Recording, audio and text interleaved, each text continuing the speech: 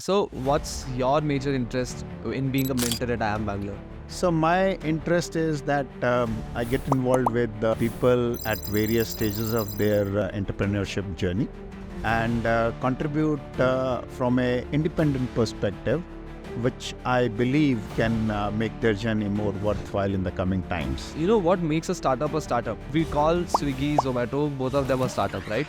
But the first one was an innovation, but second one was somewhere, taking a reference of the first one. Can't say that who was the first and who was thing. I guess there is scope in market for every idea, which can be backed by a rigorous implementation. What's the difference between a startup and a business? You can't call a child a man, right? So startup is like the child version of a business. Once they grow up, they become business. So in human case, they become man.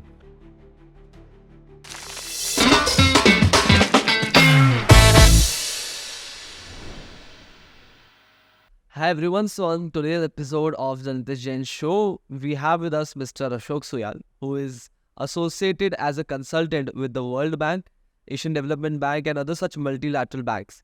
And he is also a resident mentor at IIM Bangalore. Stemming from the field of commerce and business in his graduation, he has worked in various MNCs and gained experience in the field of HR, strategy and consulting.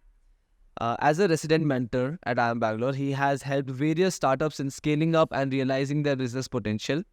And we're going to have a conversation with him around the theme of scaling business, human resource, what MNCs and MSMEs think while recruiting, funding, and climate governance. So stay tuned and enjoy the information-packed podcast. All right. Hi, sir. How are you? I'm good, Nitish. Thank you for having me here. Welcome. So, how's this morning been? How's this morning been for you? Morning was good. The weather is cloudy out and slight humidity, but yeah, it's pleasant in Pune. Right, and the business is rolling as usual? Business is rolling as usual, yes. So, can you just introduce yourself in just a minute or so? What you've been up to? Okay, that's good. I guess I'll try. So, I have like over 25 years of experience now. The first 15 years were in the corporate life, where I've worked with large and emerging multinational organizations. They are all huge organizations in today's era. The second segment of my journey was more focused towards the startups and the area of climate change. And that's where I also by chanced upon on the mentoring of startups. And I ended up choosing Indian Institute of Management Bangalore's NSRCEL as a pad where I can, work with startups at various stages. So right from ideation stages to early stage to growth to scaling up. So all those have been part of the journey since last 6-7 years now. So what's about NSRCEL? Can you tell us a bit more about what does it actually do? So NSRCEL is a Section 8 company within IIM Bangalore umbrella. It's called NS Raghavan's Center for Entrepreneurship Learning. Okay. And their charter is to actually promote anything and everything that comes not only out of IIM Bangalore as an entity, but across India. Okay. So there are various programs to which startups can apply, and they get shortlisted. And if they make it through, then they go through certain journey period. So if you are at ideation level, you go through a certain program. If you are at a prototype level, you go through certain other programs. And apart from that, they have a huge impact on the women leadership via the GS10K partnership and their own women startup program. That they have been running successfully from last 8 years. Okay. When we're talking of startups, one thing really, I was thinking about this before also. What makes a startup a startup? Jesse, we call Swiggy, Zomato, both of them a startup, right? Mm-hmm. But according to me, the definition of a startup was certain innovation, which is solving a problem. Yeah. But then, as both of them existed, the first one was an innovation, but second one was somewhere taking a reference of the first one. So, which one is the first one in your case here? Swiggy, Zomato, I'm not sure, but I guess Zomato was the first one. No. So, understand, Swiggy had a history. Okay. Swiggy's founder already had tried this in this very own city called Pune. Okay. and they somehow didn't succeeded at first. And Zomato came in and they became bigger. Right. But Swiggy then launched back again. Right. Okay. So yeah, so you can't say that who was the first and who was thing. I guess there is scope in market for every idea, which can be backed by a rigorous implementation. So whatever we see today, the scope is there if it is done in a very systematic and I would say time bound manner. And obviously you need resources to do those things. But yes, that's how it happens. So there is no way we can call who's the first, who's the second, because we don't have to go much. But there has been no other Amazon, right? And even they have now multiple businesses which we have not imagined when they start. So Amazon Prime. We talk about the AWS, which is their cash cow, which actually is helping them grow to that level of what they see as a global business. I don't see that we can say who's first, who's second. Netflix started similar time. Prime started similar time. Both of them are huge. Both of them has equal, I would say, a kind of audience impact. I want to understand more about, what's the difference between a startup and a business or say धंधा. कि उस दोनों में भी ऐसा होता है क्या कि इनोवेशन है तो स्टार्टअप है या फिर जनरल प्रोडक्ट है तो बिजनेस है. What's it about? So I'm kind of slightly like to dissect this into three ways, but let's put it this way. Startup is also a business. So startup, we call them just because they are so young, because you can't call a man and a child a man, right? So startup is like the child version of a business. Once they grow up, they become business. So in human case, they become man or woman for that. A child is a child, right? So if you have to look at it from a startup, they need certain level of nurturing, certain level of additional promotions, certain level of protection. And that is why they are called startups. And that's why the governments, I think, also support them by providing certain additional incentives which help them grow and reach to a business level, what we call the growth stage. And then more or less it's the same business. They have to realize the faster they grow, the better it is for them. They can't stay startup forever. So in that respect, what are the biggest problems as a mentor which you have seen startup founders do in the early stages and when they're scaling? 2 points. So there are 2-3 set of startup founders. One are what I call fresh blood, right out of college or college dropouts. And they are so passionate about something that they want to build that makes them actually take a plunge. And so these are the most, I would call, disruptive kinds. Okay. Because they can really make that impact because they have no fear. Nothing to Right? So they come from a college dropout or they're still in college. So they experiment. If they grow big, they can do. So, and we have multiple examples of them also, right? So right from Mark Zuckerberg to our own Ritesh, who dropped out from his college days to start Oyo, right?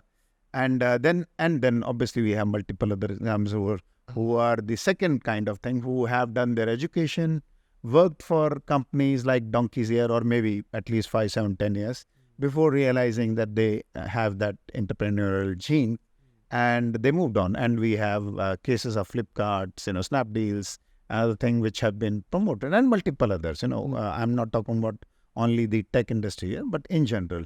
So they quit, they get into either family business with a twist, or they start up something which they believe in. So that is the second set.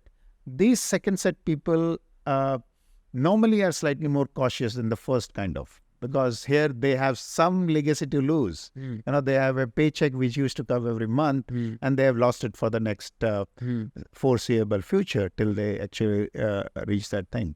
They end up making lot of, I guess, small-time compromises while building their world.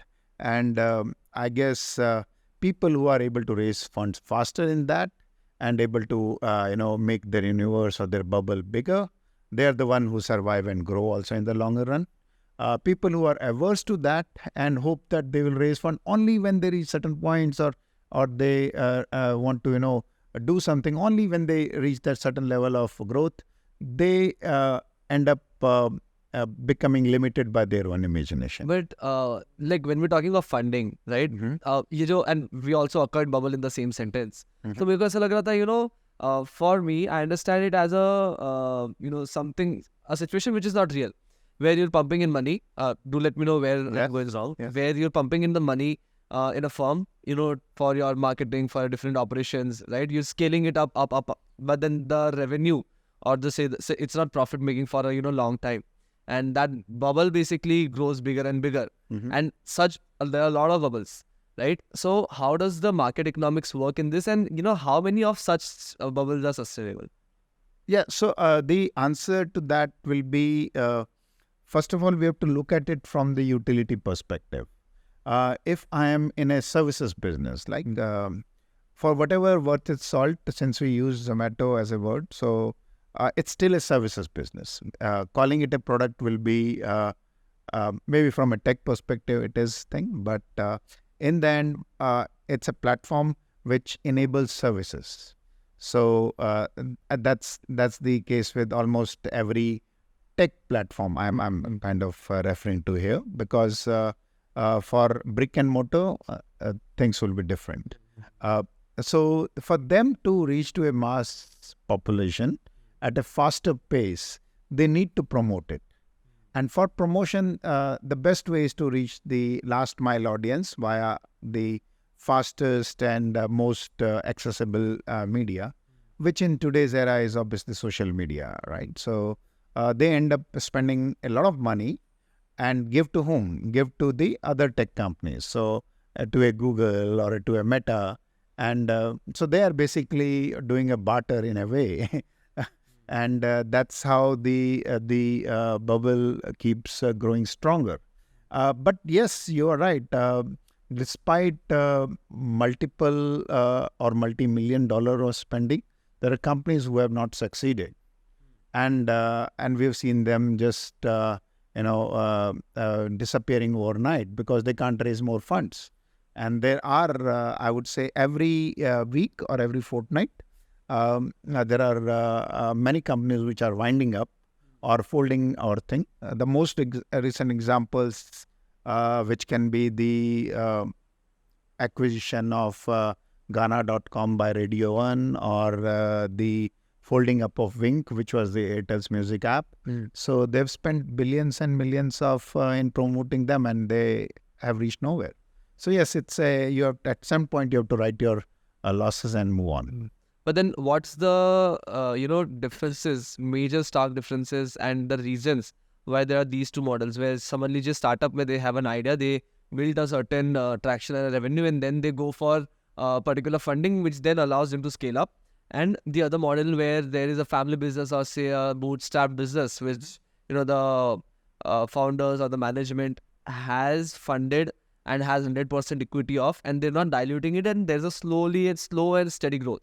In 10, 12 years, maybe that would also be a, multi-crore, hundreds and thousands of crores of business. Yeah. And at the same time, this startup, which has recently gotten funded, thus the kind of the final revenue, the PAT or the final profit might be the similar for both of them after, 5, 7 or 10 years. So what do you think is the, better choice? I won't say anything is a wrong, way of looking at it.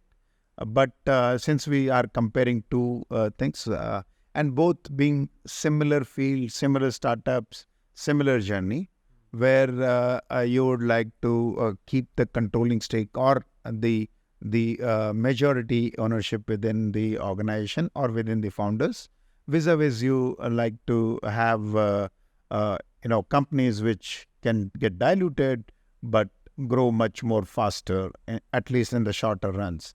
So I say in today's era, we are not looking at founders to be in the company after a certain period.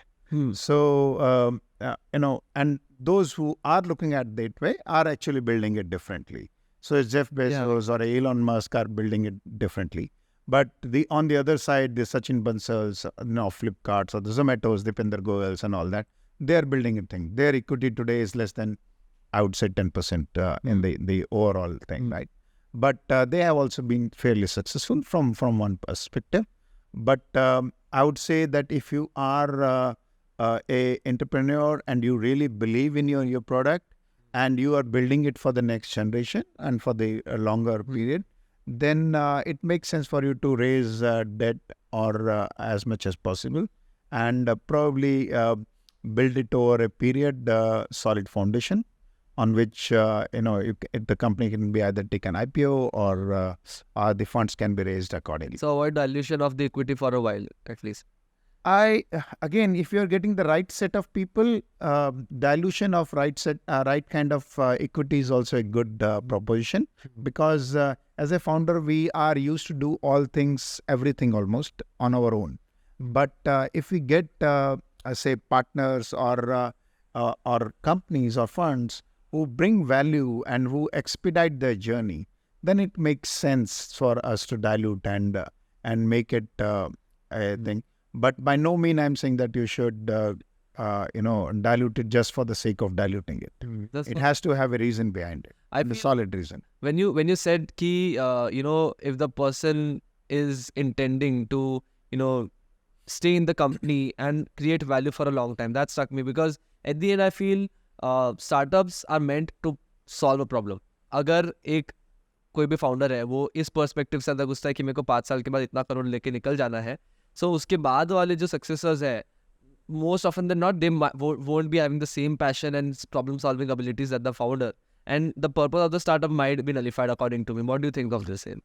I think the startup has served its purpose if he is able to exit via, after a certain multiples. But then, if that was the purpose, then they have succeeded. But exactly, right? That's what I'm asking. Is the purpose for a founder, for a startup, just to make money at the end of it, or the purpose of a startup to actually solve a problem, create a disruption in the market and change the lifestyle? For example, this is what Zomato is doing right now.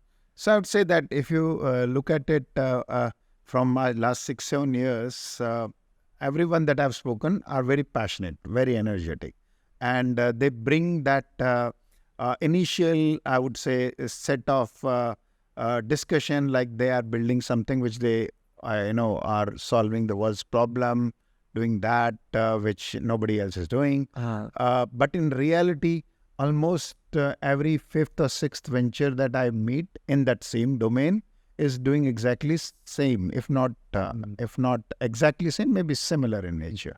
So I feel at times that the founders are not well read or thoroughly prepared in the background about it. In fact, most of the time they've not even done primary or secondary survey. Secondary survey data that is available on net, which is easily accessible, is there. But if you dig slightly deeper, ask some intelligent question, you will find them wanting. So it's actually the startup founders' perseverance to actually know the truth and have the conviction that really they are solving that challenges for the longer period is what I guess will make impact for them to succeed, and that will bring them to the logical answer to what the question you just asked. Okay. So I mean, we're definitely talking about the purpose of a startup. Now, when we're talking of the same, I would love to delve a bit deeper into some of the problems which startups face. Okay, let's take a case study. Say example, for a product, let's take a perfume company. Okay. If there's a 20-year-old so that wants to create a perfume company, right? Say a mid-range perfume company where the cost of the perfume might be not a mid-range, say luxury company, where the cost range would be 5,000 for a 100 ml bottle. Okay. Right? And they want to do the startup. So what would be the first steps that they would take? I want to touch on 2 points. The first steps, the basics, and then scale up. So can you let us know? So thankfully, I have mentored few such companies who are into fragrance and related beauty and fragrance related thing. So let me take through the journey, right? Assume that I am one who is very passionate about giving people or maybe dressing them aesthetically via perfumes. Okay, not dressing as in, but perfume also is a dress wear in a way. It's part of your dress wear in a way, right? Perfumes or fragrance or deos, what we call, and all that. So what I'll do is I'll try to do a complete thorough market analysis around it. That's where I will start. So I'll see what are the kind of companies who are doing it, who are their main suppliers, from where they're doing, how the process actually works, what are the unit costs that are involved, and then I will bring it forward with my own primary research. That means I'll visit all the metro stations or bus stops or the IT companies or product companies, wherever I feel my target audience is.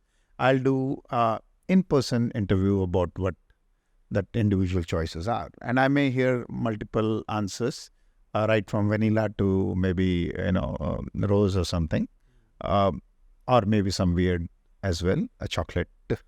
Understand but the demand. Yeah, but that's where I will get what exactly should be my target audience and what should be my exact offering. Okay, and then what I would like to do is that find a really, really fancy name which will strike chord with the product segment I intend to address. So in this case, we intend to play in, I would call it semi-luxury, because 5,000 is no longer a luxury these days. And like to then come up with a product name which will resonate with the audience or the age group that I'm trying to build in. What time of the day they would like to wear it. Is it a all day, all long office wear, or it's a party wear in the evenings, or is it general casual, sports wear where you're using it after your soccer match or after your swimming classes or after your some dance lessons, or your gym. So these will be my talking points. Once I have identified which will be those top 2 or 3 situations I'm gonna have least competition and most impact, is where I'll go back to the producers or who are the actual manufacturers and ask them to prepare a mix for me. And so it's a time consuming, but it is a sure short way of launching something which I believe in. So you mean to say that the product is based on the demand? For sure, definitely demand है तभी बिकेगा. लेकिन कई बार ऐसा होता है ना कि कोई लोग पैशनेट होते हैं कि यार अच्छा इस टाइप का मेरे को मिल गया इतना या फिर इस टाइप का प्रोडक्ट मिल गया. Now I want to figure out where it fits in. So what approach do you think is much better? Yeah, so that is a individualistic approach, and it may or may not work ever. Unless you are a celebrity giving your own name to that, then it may work. Or it may even work selectively, But if you have to be a thorough entrepreneur, there is no shortcut to it. So your product and your product launches has to be in the capacity of a wider, larger audience that you envision, and for that particular segment you're saying. So of late, let's put it this way: if I am working with someone who is into fitness chains. So they have like 500 fitness chains. And so what do they sell after that? The first thing they do sell after that is the protein or the health fibers or the healthy food of potter, right? They have a market already. Right? Yeah, they already have some capture market. What is the second thing they sell after that? They sell the fitness equipment itself that go back home and use these also in addition. Third thing, what do they sell is the apparel, or they tie up with the apparel companies that, these are your comfortable yoga pants, or these are your acrobatic things, or these are your shoes for the gym or treadmill or whatever you want to call. So a ecosystem gets developed. So what is missing still? Maybe perfume or a deo. So say, okay, here we are selling these also. So a ready audience can buy them, and they know that they're sweating. After sweating, they take a shower, so it gets used, and it gives a feel-good factor, and that the product is launched. Yes. I understand, and this is a really interesting thing to do, because I feel a lot of young passionate people, they feel कि this is what I want to do. They first figure out all the basics कि यार ये मेरे को कपड़ा कहाँ से मिलेगा, फिर ये perfume कहाँ से मिलेगा, and then they go for कि identifying the market. But then creating a niche would require so much money and so much more that it's always better to figure out कि okay passion ये है, but then उसके लिए market कहाँ पे है, वो market क्या demand कर रहा है. Yeah, so that's where I come as a mentor, right? I tell people where they can get success, slightly, relatively more success faster. And in this case, I just explained you how the overall journey. So as a founder, I'm so excited, but I don't know what are those 5, 6, 7 steps I should do to become, much more successful than what I am today. Right. And that's where I guess a good mentor comes in, helps them, question their own abilities and then find ways and if required pivot. Because either the two of the things can happen. Either you're too underconfident कि यार ये तो नहीं चलेगा, ये नहीं, मैं नहीं कर पाऊंगा, ये नहीं हो पाएगा, better नहीं हो पाएगा, या फिर you're too overconfident कि ये तो best है. But then having a zoomed out view through a mentor can allow you to actually look at the positives and negatives in a more truer sense, right? Yeah, I guess mentors normally don't focus on the negative part. That's, I guess, is not a mentor's job. The reason is that if they focus on the negative part, then they can't do mentoring without prejudice because they will be biased. So the best part is to focus only on the positive sides, and within those positive sides, start building on the strength sides. How to use it and use it much more aggressively. Then focus on whatever as the negative sides, because negative sides don't help. No matter how you improve, they will at best become neutral. They will never become positive. So I've not seen a negative side people coming to a positive side when it comes to certain ways of operating things. And the analogy I gave to you about, or the case study we discussed about perfume, any fresher who will not do 60% of these steps which I've just suggested. They will be very passionate. They will focus more on the branding, packaging and all that, spending money, but they will not do these well thought, calculated steps, which can give them, I'm not, denying that a branding or a packaging will play major role as well, but it will play a major role after a certain stage. Yeah. You can't have to think about it on day 0. Day 0, your steps are these. Yeah. Day 5, your steps are these. But when you reach to a stage, that is where you have to think about, it has to be world-class packaging, it has to be, aesthetically seen, and people have to appreciate and accept it. That's all given. But you can't think of it on day 0. So, when we're talking of the whole journey of the startup also, let's also, get back on like the steps which you're saying. You've identified the market, you've understood what the people want. Say it's a semi-luxury brand, and the people from say the luxury boutique stores, it might be a good placement. All you talk to those people, you figure out a product which is smelling really interesting, which is a bit different from all the perfumes which are there in India, right? And the manufacturing process is done. Now, what's the next step after this? First, only a raw product is made. The liquid is made. Then what's the next steps which that person should take? So, you're talking about the manufacturing or about selling it? Manufacturing is done. So now, he wants to approach he or she wants to approach the selling stage. So, but then also, considering that this person has really limited budget, say he's a college fresher. So what are the next steps then he or she should take up? So, actually, there are various avenues and stages that are available.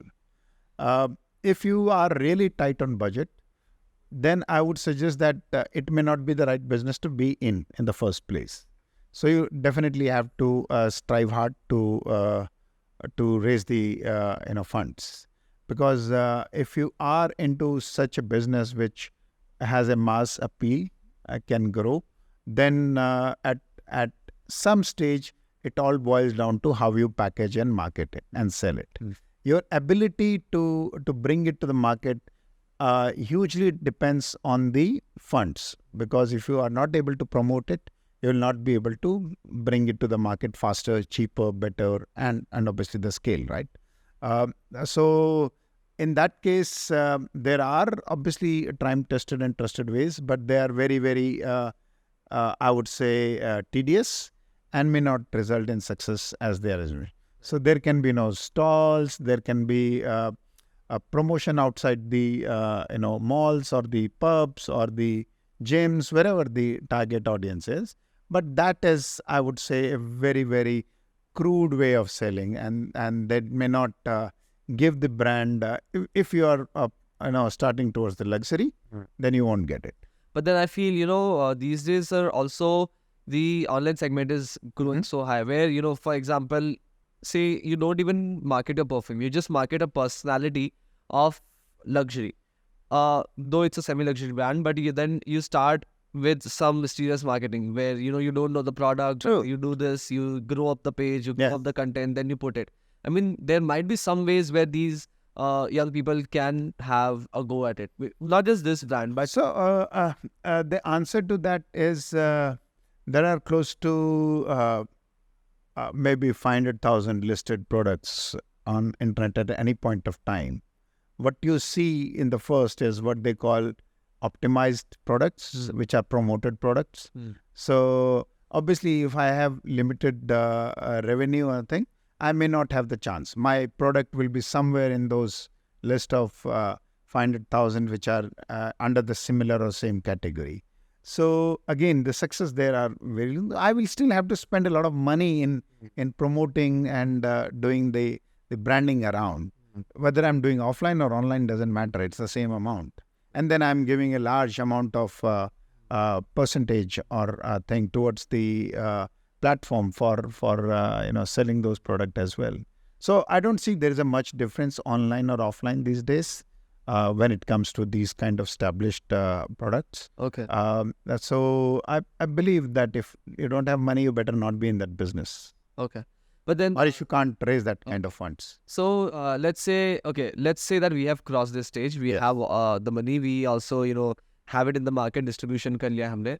Now we're at the stage of scaling it up, right? Yes. So in that sense, say scaling it up might mean in different geographies, in different verticals, in different cross-selling items, like say gym ka aapne bola, Yeah, yeah. equipments and all. Right. So like us time pe, what are the priorities where the funds would flow?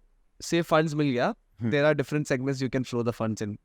Either marketing, either product, either systems and process, either administration. Yeah. So what have you seen, according to your experience, is the most important priority? So I was saying the building blocks for any organizations are already set up. We have done it in the last 100 years. So every organization that we today have these 5, 4, 5, 6 key subsets. Like human bodies, we have brain, heart, kidney, liver, lungs and all that. Similarly, in a living organization, we have various functions. So there is a CEO who is supposed to be the brain and his I would say immediate leadership.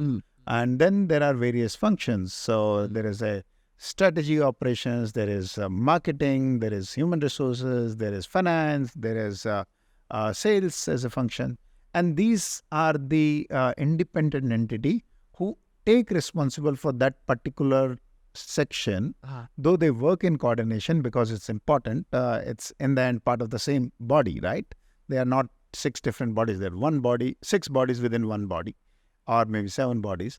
But that is what is I would say very well developed system for large organizations, and it has worked beautifully for most organizations who are at scaling up stages. Ji but like say fund है, fund को हमें कहाँ पे flow करना है, उसका कुछ priority होगा ना कि okay, this is while scaling up you have seen that. So the answer to that is that if you have taken funds, you have taken funds under certain terms and condition, under certain I would say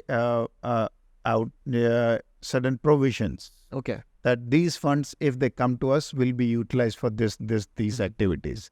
So you will obviously work accordingly at the plan. So if I have said that 20% of the funds will be used for marketing and branding, I will do that. Right? If I'll say 10% will be in building the processes, policies, governance, our supply chain and laws, then I'll use that.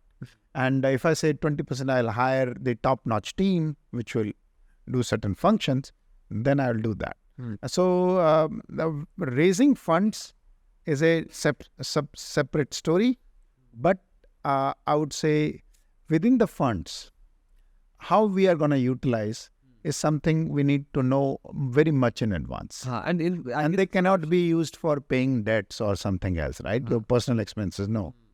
They have to be used accordingly. I feel कि आपके पास अगर already distribution है and you want to market it to scale up, then the marketing budget will be higher. True. If you have certain, territorial expansion, then maybe licensing or say establishment of a base there might be more expensive. So ideally, the term sheet has all these, calculated to the minute level when any investment comes in. Can you tell us what the term sheet is? Term sheet is basically under what terms and condition the fund is or the investor is willing to provide the investment to the company. So how you get the fund is actually governed by those things. Got it. Yes. Okay. So we're talking of the journey of a startup.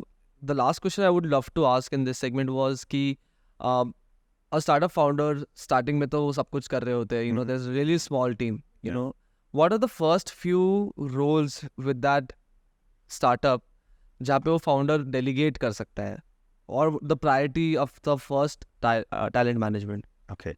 So the answer is that whenever a startup comes, it comes via some idea or some eureka moment or some innovation that individual or that set of people have envisioned. So they embark on a journey. Over the period, they realize that these are their strengths. So and most of these startups, the founders are good at visualizing. So they are creative people. They are also a very good operational guy because they do the running around, and make the product or the services come to life. They also are good at strategizing because they are working on a tight budget and very limited resources. So I think that these three things come natural to them. One question or two questions which we have heard and it keeps on coming on almost every other discussion that I have is around they are either bad at finances or they are bad at managing people or hiring. Let's put it this way.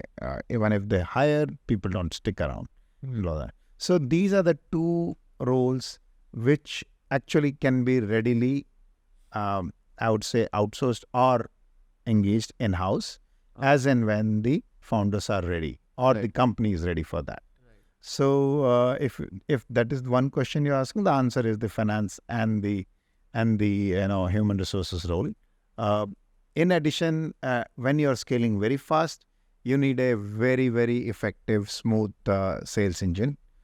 So a sales role gets outsourced or hired immediately after that. Okay. And in some cases, they also hire in-house legal or outsource it to some legal company. And one thing definitely needs to be outsourced. That I believe is the marketing part, because no matter how great a startup is, if they are not outsourcing the marketing and leaving it to their own in-house, they may not succeed. Because if you are able to, and in today's era with all these digital and social media, it becomes much more important to have a good creative set of people come and do that job for you. So what are the top 3 reasons why people leave companies? Top 3 reasons, multiple people, and we've heard about it. But I would say, and I can give you my example, why I left my companies. I had no reasons to leave most of the companies I used to work for. Actually, on looking back, not even a single company I left because of the popular mandate, like, bad manager, bad salary, not enough growth, because all 3 were a tick mark in my case, but I still quit. So what was it, right? So if I have to look for an answer from my perspective, I guess why I quit was not because of any of those said reasons, but because somebody else who was a friend or a past manager whom I met somewhere felt that I should be at that place. So I often, in a way, I got poached in a way, but they were not competitors in it. But that's what. So I guess why people leave, the top 3 reasons are still the same. If you ask them, the money, career growth, and the manager, which actually they end up blaming more, which is, I guess, the least, because even manager is something similar like you. If you are bad, he's bad. If he's good, normally managers are good too, right? So it's not a one-way street. But you should leave a company if you feel that you can contribute much more wherever you are going.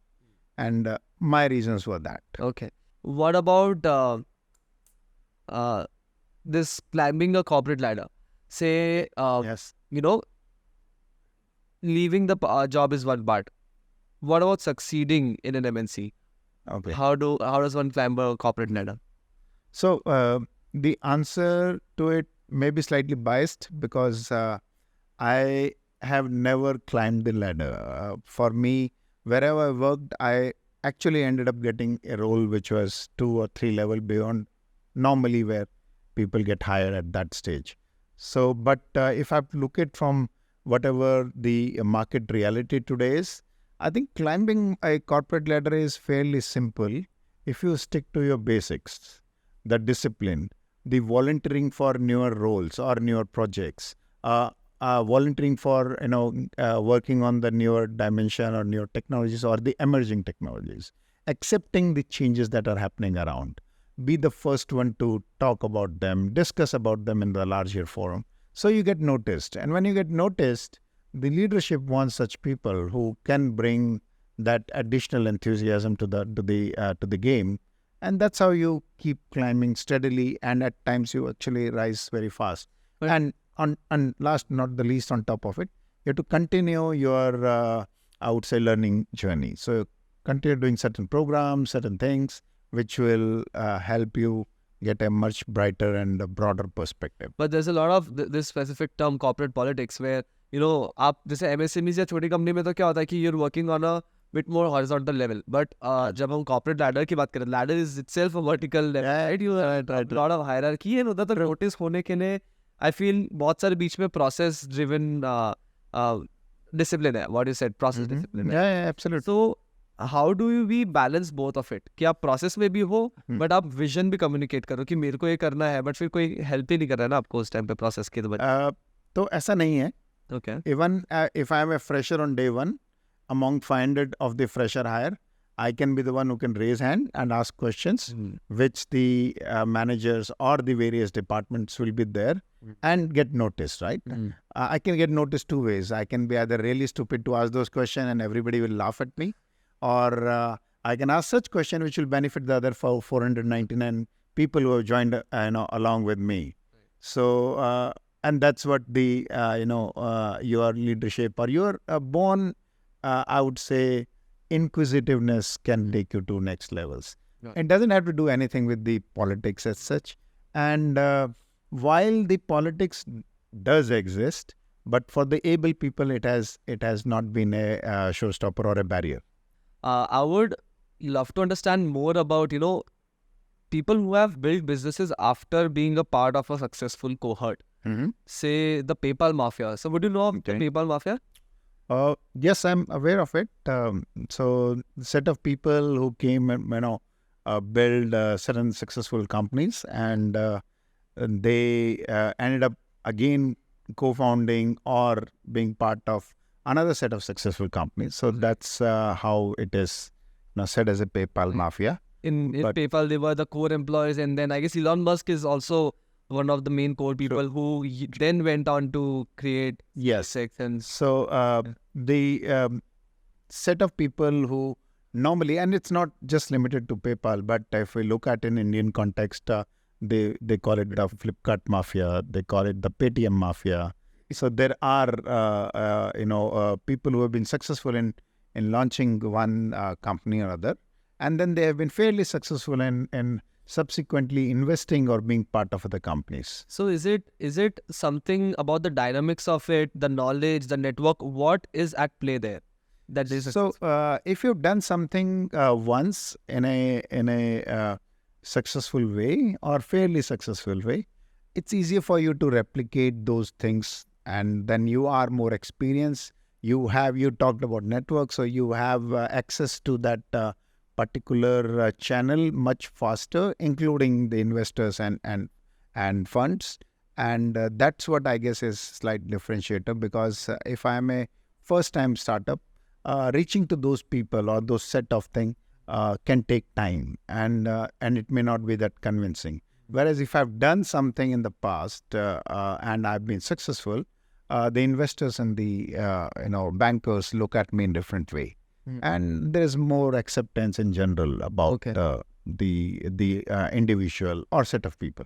Right. And we're talking of successes, but what about the times when, we also talked about funding success, and how, that's actually one of the most important parts to actually grow and scale a business. Yeah. So in the Indian context, we see a major success, which is Oyo, right? Ritesh Agrawal. But then what about housing.com? Because it was one of the first few startups who were in India funded by the soft.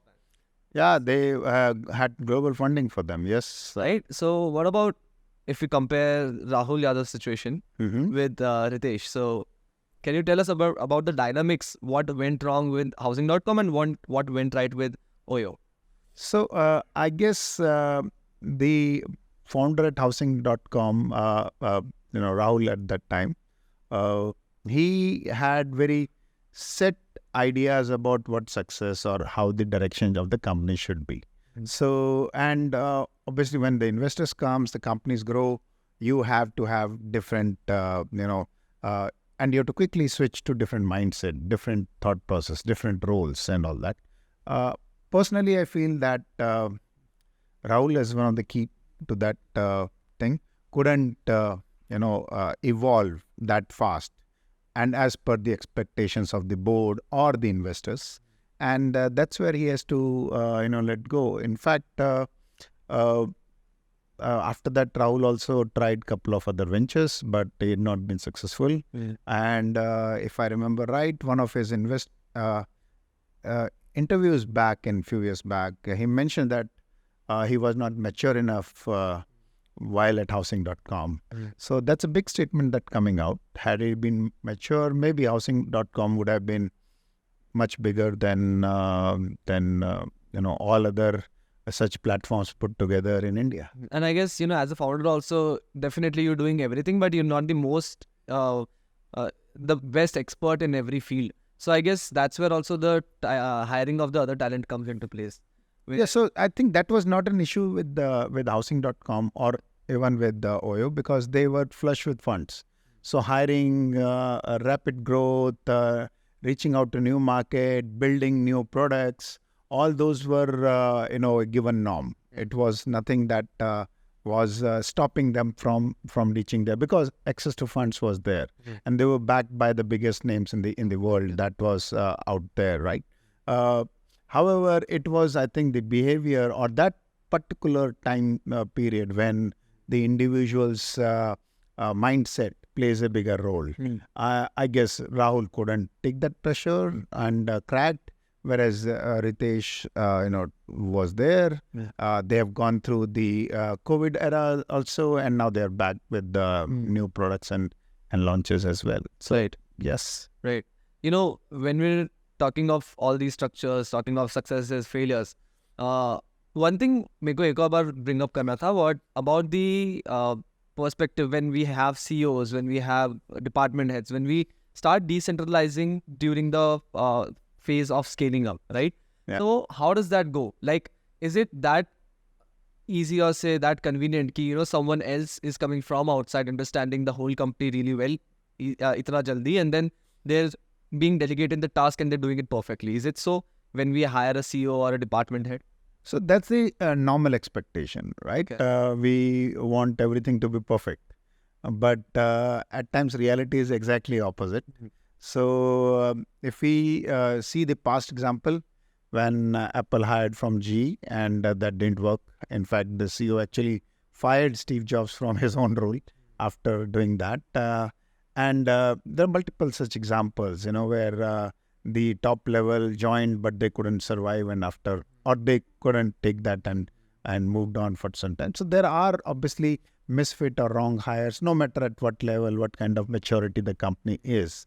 But in general, people like to work with people whom they know and who have a reputation.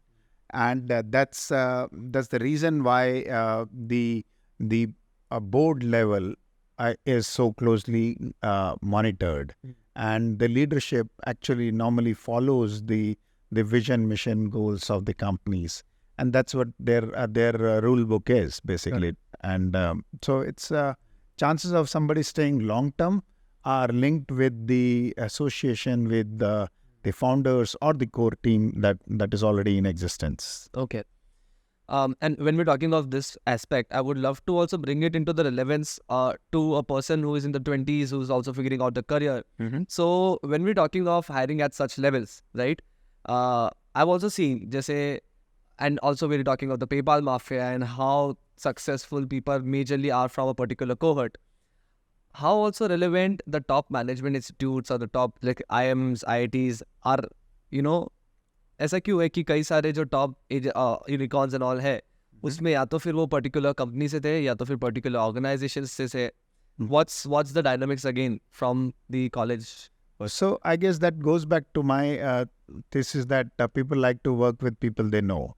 So if you have already a reputation, whether you are an institution or a company or an individual in some cases, then people like to work with you. And it's normal that if I'm successful and I'm promoting one set of company or a institution, then it becomes easier for me to rely on that institution. So if I'm hiring somebody from say Harvard or a IIM, I am confident that the breed will normally be good.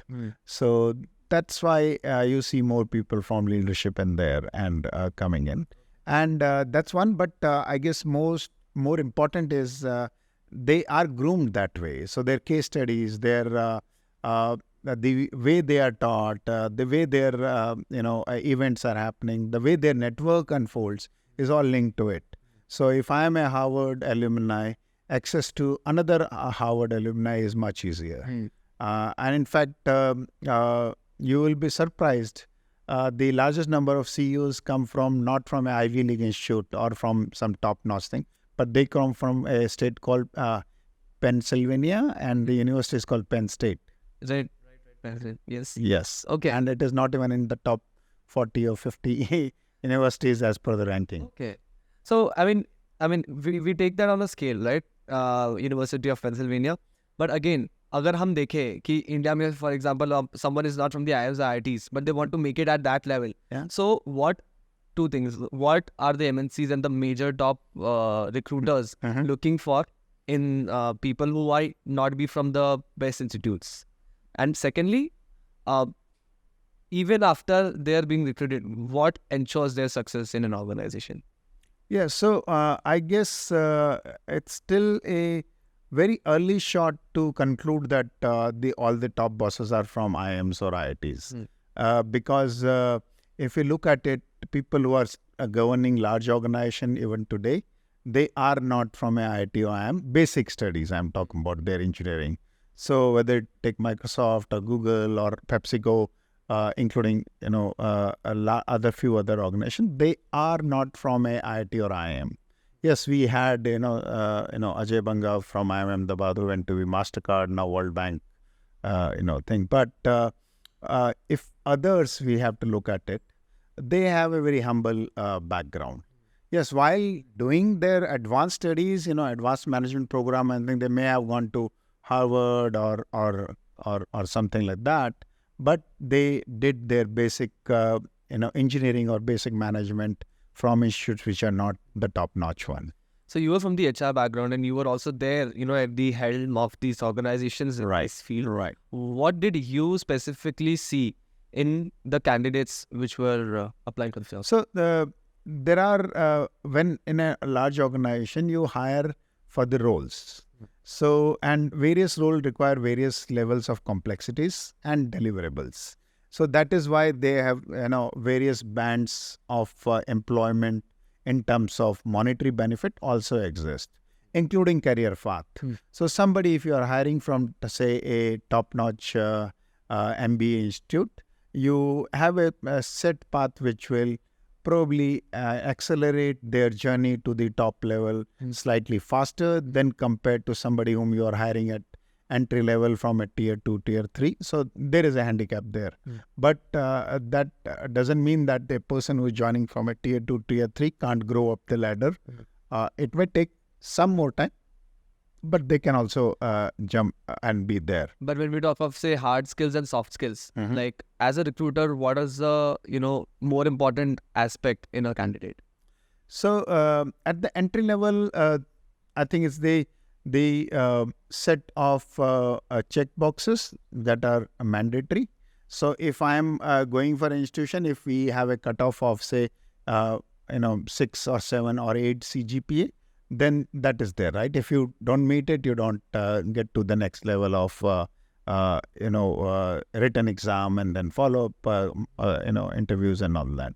So but I guess for every successful person that we end up hiring, one thing that comes, not one, but 2-3 things that come common is that good communication skill, the willingness to learn and explore. And third, I guess it's about how much they know about the industry or the role they are going to get in. So these 3 makes, I think, key decision making faster. And can you tell us a bit more about the relevance of MBA at this point, not just from the job perspective, but someone who might already have a business or might have a family business and is taking this decision based on the investment, because MBAs have huge costs as well. So अगर कोई 40 लाख से 1 करोड़ तक कोई दे रहा है, so उसका ROI, if you already have a business and you already want to get into that only, what's the ROI from an MBA? So, the jury is out there in that term. MBA is nothing but a structured way of certain, set of day-to-day activities that you end up doing while running a business or running an organization, right? And the good part is that if you are an entrepreneur, there is no need for you to do a MBA instant, because you're not going out with that degree for a job, right? So I think it may not be useful for them unless they have do it from a top-notch university with the intent of having networking, which is basically developing connections. There is no point in doing this for an entrepreneur. But if I am already working somewhere and I'm drawing an X amount of salary, and then I decide to pursue an MBA, the chances that when I come out of it, I will be able to get a multiplier on my already existing remuneration. So if I'm making X, maybe I'll do X plus 30%, X plus 50%, maybe in some cases even 2X. So that is the reason of doing. And it may open slightly more wider opportunities for me. So that is the reason why individuals end up doing MBA rather than, But then, जैसे SP Jain hai, they have courses for family business, and a lot of MBA institutes are wanting the entrepreneurs, and the executive MBAs majorly is for such entrepreneurs as well, who have certain experience to come and take the courses. What do they specifically gain out of these courses? Beyond just the theoretical work, which they can generally also read, what's the additional benefit that they get from MBA? So, personally, I feel you don't need to do a MBA even if you are offering it a family business or something. Because it's mostly a networking opportunity that you are seeking, not in general. I would say learning and because you will be wasting 2 years successfully if you come out of it without connects that will help you grow into the business. Okay. So there is no point in doing a MBA for something which you are probably gonna be better off outside, including the time and money getting spent. Okay, got it. We're moving towards an era where there are climate-based calamities now in real time in every specific aspect. Right. And I guess your work in World Bank or say ESG and governance is also oriented towards that. Yes. So can you first tell us a bit more about what you do there? In consulting side with the multilateral banks and Asian Development Bank. So most of my work there is concentrated towards a term called safeguards, which means that any funding these institutions will do will have certain set rules which will be followed by the person who's taking that loan, or the entities which are taking those loans. So safeguards is linked to normally to the environment side, the social side, and the governance side. That is why ESG is as a word.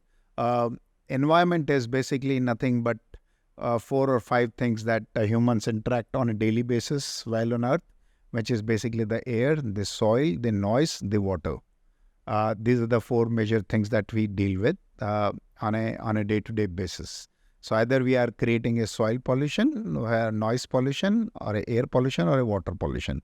And if anything else is left, then we are doing the other pollution. But majority these 4. The social part involves anything and everything that is linked to the day-to-day life of an individual. So it can be their livelihood, it can be the way they are living, it can be the amenities or facilities they are getting, or it can be the way they are treated. Business affects people outside and yes. And the governance part is basically a set of rules, processes, policies, which are subject to these 2 aspects of the thing. So so these entities, when they provide a loan, they expect them to be ethically and responsible in terms of environment and social fulfillment of their commitments as well. So that's where I come from. Okay. Yes. So basically, it's quite makes sense. Ki the banks give finances to people who are responsible, so that the investments are not used in irresponsible manner. Yeah. So the idea is that you bring a lot of transparency. You make the minimum or you minimize the impact of any negative environment or social. That includes uprooting people from where they are to impacting the way of their life, or to make their life more miserable. So if you are not doing any of them, you are on the good side of the law and the lender. Okay, so now when we're talking of this, companies they say goals so hai ki we need to be net zero and all these things, but somewhere it feels like lost race. What do you think about that? Yes, so I guess we are just making a start. 10-15 years back, it was not even a noise. All this started in last 2 I would say last 2 sessions, last 2 5 years, what we call a decade, right? These rules, a set of expectations to self-govern and try to minimize the harm is something which is natural. So one was to whitewash it initially. So like in the case of Americas, they did all their manufacturing to China or other third world companies at that stage, which helped that protect their environment, but the damage was being done somewhere else. So the pollution was still being generated, and a lot of things were done. But then somebody came and told them, look, you can't be safe if the pollution is still happening, no matter which part of the world. And that's where they started thinking about that, how to put these measures for those countries to it. So then they pressurized countries to put those practices where there should be effluent discharge at certain levels, there should be treatments, and then there should be bare minimum wages to be provided and all that. So all these things played their role, and now we are getting slightly mature, and I believe that this is a process, a journey. It's going to continue. So while we are talking about net zero today, it may not be a discussion point 10 years from now. There may be some other challenges or things we will be discussing. But for now, yes, we all are striving to become a net zero or carbon neutral, as the term is in the vogue now nowadays. But do you think it is as implementable as we think for firms to actually be net zero carbon neutral? Because say जैसे AI आ रहा है या फिर the cryptocurrencies or फिर the AI like the whole energy segment, these are energy guzzlers also, which a lot of people might not know. Blockchain technology itself uses so much electricity where it needs another kind of source to power it, right? Yeah. and then we're thinking how to negate it. Matlab, I'm just trying to understand how, development can happen with such targets in place. Because Yeah. we're looking at right now, but 10 years down the line, technology is even more taking more energy as well. So the basic remains same. You can't help someone without hurting someone or something. Okay. So in our case, if we are moving towards more renewables like solar or thing, we are still hurting some part. We are still extracting some rare material or thing to make those newer things, right? And which we don't know how to probably dispose of few years from now. Maybe something will come, but as of today, we don't know what will happen to those millions of wind turbines that are coming up, or those solar panels that will outlive their way of life expectancy. But the good part is that in the past also we have found some solution. I guess in the future also we'll find some solutions. The only thing which will remain constant, is that our speed or the pace that we are evolving. So things which we have not even envisioned 10 years back or 5 years back are reality today, including AI, including Bitcoins. So nobody would have expected these to be, they would not even in I would say some of the, movies that we call futuristic, right? But if we are able to visualize them today, probably at some stage they will also find their way into the real life. And that's what we have to look at, and we have to be optimistic about it and embrace those things rather than being skeptic and letting them feel threatened about them. Got it. Now, I mean, so we've right now also talked about, the ESG governance and all. Yes. And, I see in your career also, you've been there in HR, so the perspective of MNCs and large firms, how they're orienting their HR policies. You've been there with MSMEs as mentors. You've been there with startups as mentors as well, right? True. So I want to take these three entities, startups, MSMEs and MNCs. What do you think are the 2 to 3 most important points for the growth of these three different individual entities? So I think one thing that is common, everything, is the set of people. The core set of people or team, let's put it, is important for any companies to not only stay, but grow and grow beyond the point. Second, I believe they should have a product or a story or a services to sell, which will have a growing and anticipated market. And third and foremost is basically they need to keep innovating something which will be liked by the possible audience they are trying to service. Got it. So these three things will continue the wheel into motion and probably help them grow faster. So like we talked of all these things, can you also, conclude by telling a 20-year-old also the three most important things which he or she needs to keep in mind while starting up or trying to establish a new venture?